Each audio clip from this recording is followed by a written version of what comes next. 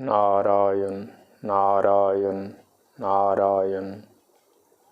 हरे कृष्णा कृष्णा कृष्णा हरे हरे, हरे राम राम राम हरे हरे। श्रीमद् कुंज बिहारी नमः। श्री बिहारी जी के चरणों में आप सभी के लिए मैं मंगल प्रार्थना करता हूँ और नित्य प्रति की तरह आज भी कुछ साधकों के लिए कुछ खास विचार। ध्यान दीजिए, कुछ बातें ऐसी हैं जो मैं बार बार आपको सुना करके आपका ध्यान उस पर टिकाना चाहता हूँ। आपका मन इन बातों पर विश्वास कर ले, क्योंकि इस चीज़ को आप भी अनुभव करते होंगे कि सुनकर के एक बार मान तो लेता है मन, परंतु कुछ समय के बाद में वहाँ से मन हट जाता है। और चूँकि इसमें हमारा भी अनुभव है, जो भी कोई व्यक्ति अकेला बैठेगा या साधना करेगा तो उसको ही पता चलता है कि कैसी कैसी समस्याएं साधना करते समय आती हैं। जो कभी बैठता नहीं है, जिसने कभी कोई ध्यान आदि नहीं किया है, उसे तो क्या पता चलेगा, लेकिन जो अकेला बैठता है उसको पता चलता है। और वो जो उसके जो अनुभव होते हैं, जो उसके साथ घटनाएं घटती हैं, वही दूसरों के लिए एक प्रेरणा के स्रोत बन जाते हैं। तो एक तो मेरा ये कहना है कि ईश्वर पर दृढ़ विश्वास बनाइए अपना। इसके लिए आप उसकी कथाएं सुनिए, संतों के चरित्र सुनिए, भक्तों के चरित्र सुनिए कि किसी प्रकार से हमारा मन इस बात पर विश्वास कर ले कि हमें चिंता करने की ज़रूरत नहीं है, ईश्वर सबकी चिंता कर रहा है। भक्त इस बात को बार बार सोचे कि मुझे चिंतन करना है, हमारी चिंता ईश्वर करेगा। अब देखो, उदाहरण के लिए आप सोचिए, आप स्वयं विचार कीजिए कि वो परमात्मा अपने बच्चों की कितनी चिंता करता है। क्योंकि ये बात मैं पहले भी आपसे कह चुका हूँ कि हम सब उसी के बच्चे हैं। अमृतस्य वै पुत्राः, हम अमृत की संतान हैं। अमृत परमात्मा का नाम है। कहीं उसका नाम अमृत है, कहीं उसका नाम आनंद है, कहीं उसका नाम आकाश है, ये उसके नाम है। तो हम उस अमृत की संतान हैं, यानी वो हमारा पिता है। तो कई बार बच्चा मान लो पहले ही सोचने लग जाता है कि हमारी व्यवस्था कैसी होगी, हमें रोटी कैसे मिलेगी। तो ये बच्चे की नासमझी है, क्योंकि जब तक बच्चा कुछ करने के लायक नहीं है तब तक पिता को उसकी चिंता रहती है।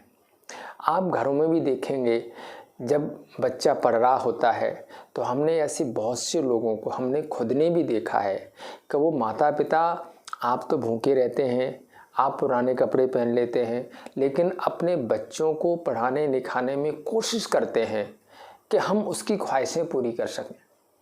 विचार कीजिए, जब संसारी पिता जो अपने बच्चे से प्रेम करता है, जब वो उसकी ख्वाहिशें पूरी करने के लिए अपना सुख, अपना खाना पीना छोड़ सकता है, तो महाराज वो तो अनंत करुणा से भरा हुआ है। परंतु समस्या यही आ गई है कि हमें उस पर विश्वास नहीं है। अब देखो, उदाहरण के लिए आप समझिए, जब हम माँ के गर्भ में आए तब भी हमें भोजन दिया है उसने। माँ के नाल के साथ हमारा वो नाल जोड़ दिया और माँ जो खाती रही उसका रस बन करके वो हमें मिलता रहा, यानी हमारी बॉडी को मिलता रहा। हमें नहीं पता कि कैसे व्यवस्था की गई, परंतु जैसे हम माँ के गर्भ में आए और जैसे ही हमारे शरीर ने ज़रूरत समझी कुछ, तो उस परमात्मा ने वो किसने जोड़ा होगा, कैसे सेटिंग की होगी उसने कि 9 महीने तक जब हम माँ के गर्भ में रहे तो उसने हमें वहाँ पर भी भोजन दिया। उसके बाद जब हमें इस धरा पर आना था, ध्यान देना, माँ के गर्भ में तो हमें भोजन दिया ही, लेकिन जब हमें इस धरा पर आना था तो 6 महीने पहले से उसने माँ के स्तनों में दूध का संचार शुरू कर दिया और हमारे आने से पहले ही उसने हमारे लिए दूध की व्यवस्था कर दी। देखो, जब कोई भी स्त्री जब माँ बनती है तभी उसके स्तनों में दूध आता है और उसके बाद कुछ समय तक रहता है, उसके बाद फिर वो दूध बनना बंद हो जाता है। तो ये व्यवस्थाएं किसने की हैं, आप स्वयं विचार कीजिए। तो जिसने माँ के पेट में हमें खाने को दिया, जिसने जब हम इस मृत्यु लोक में आए तब हमें खाने को दिया, तो क्या आज वो ईश्वर नहीं है? जब उस समय उसने हमारे बिना मांगे हमारी व्यवस्था कर दी, वो ईश्वर आज भी मौजूद है और आज भी हमारी व्यवस्थाएं कर रहा है, लेकिन हमें विश्वास नहीं है, इसलिए हम परेशान हैं। और परेशानी का कोई कारण नहीं है। इसलिए हम ये बार बार कह रहे हैं, वो हमारा पिता है, वो हमारा पिता है, ऐसा विश्वास करो और उसका भजन करो। बाकी सारी चिंताएं छोड़ो, तुम उसका भजन करो, बाकी चिंताएं वो कर लेगा। तुम्हें तो केवल एक ही हमारे मन में एक ही विचार रहे कि हम उसका कितना चिंतन कर सकते हैं। अब जैसे मैंने ये जो एक साधना का रूप बना करके आप लोगों के लिए डाला है, ध्यान देना, हमारा मकसद इतना ही है कि आप किसी भी प्रकार से आपका जो मन चारों तरफ फैला हुआ है, कभी इधर भाग जाता है, कभी उधर भाग जाता है, उसको हम नज़दीक लेकर के आएँ।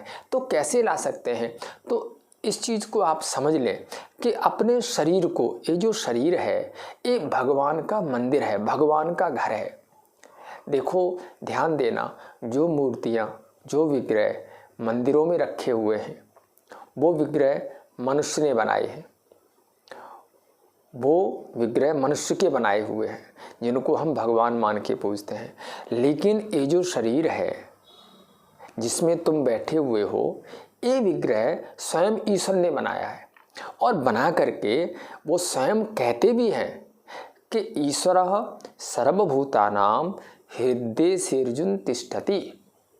हे अर्जुन, ईश्वर सभी भूतों के हृदय में रहता है। तो हमारा ये कहना है कि आप पहले, जैसे कोई व्यक्ति मंदिर के आसपास जाता है, उसके बाद मंदिर में प्रवेश करता है, तो आप पहले ये जो आपका शरीर है यही एक मंदिर है भगवान के रहने का। इसके अंदर वो परमात्मा, वो हरि, वो नारायण बैठे हुए हैं, ये विश्वास कीजिए। आपके विश्वास की ही कमी है, वस्तुतः वो तो बैठे हुए हैं ही हैं।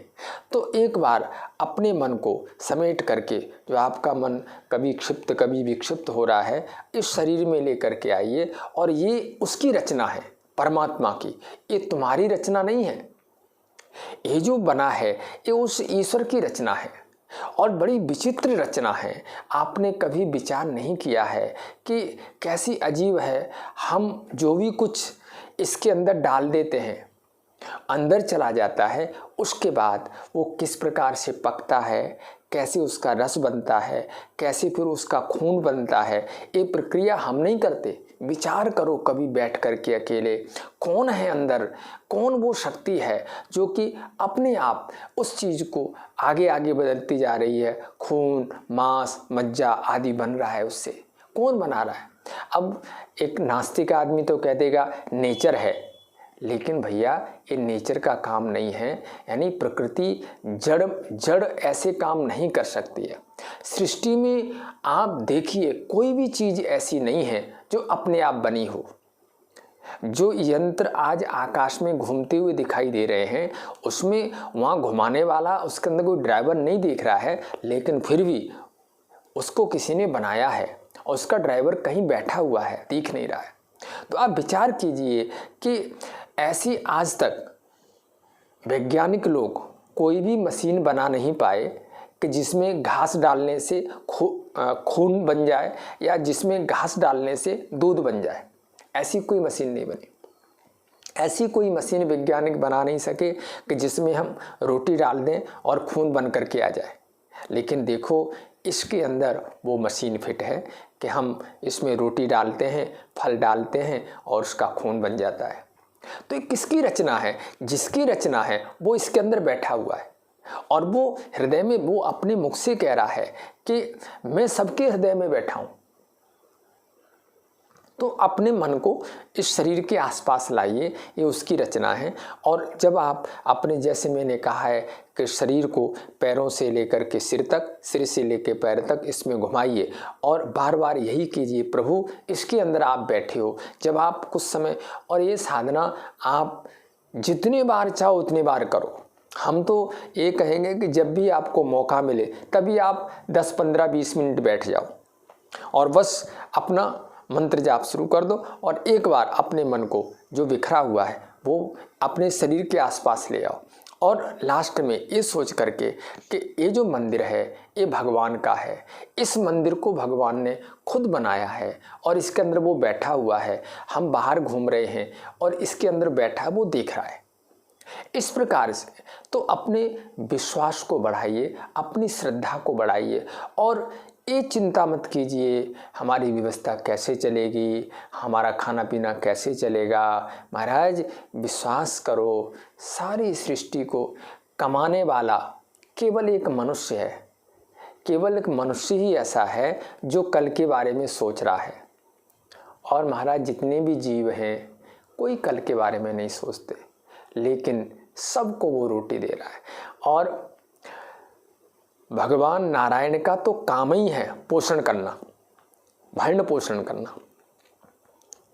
एक बार बताते हैं कि भगवान नारायण भगवती लक्ष्मी के साथ बैठे हुए थे, तो लक्ष्मी जी को कुछ विनोद